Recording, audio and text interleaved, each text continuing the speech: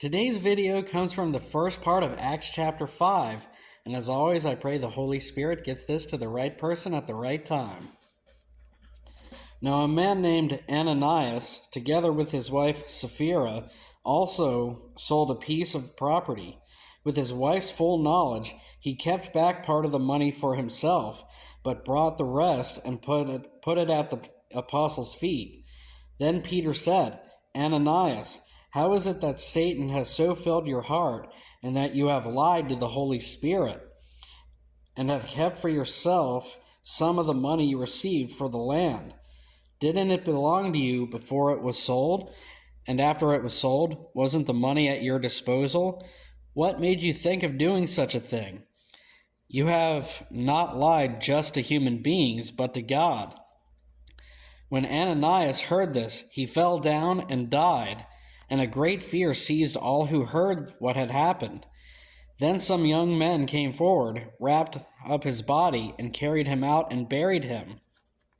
About 3 hours later, his wife came in, not knowing what had happened. Peter asked her, "Tell me, is this the price you and Ananias got for the land?" "Yes," she said, "that is the price."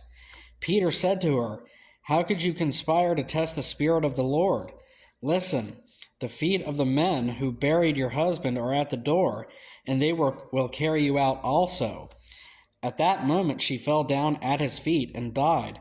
Then the young men came in, and finding her dead, carried her out and buried her beside her husband. Great fear seized the whole church and all who heard about these events. The apostles performed many signs and wonders among the people, and all believers used to meet together in Solomon's colonnade. No one else dared to join them, even though they were highly regarded by the people. Nevertheless, more and more men and women believed in the Lord and were added to their number. As a result, people brought the sick into the streets and laid them on their beds and mats, so that at least Peter's shadow might fall on some of them as he passed by. Crowds gathered also from the towns around Jerusalem, bringing their sick and those tormented by impure spirits, and all of them were healed.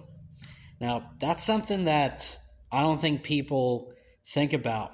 When people hear Peter from the Bible, a lot of times they automatically think of that hothead from before the crucifixion. But what about Peter after the crucifixion? He was so full of the Holy Spirit.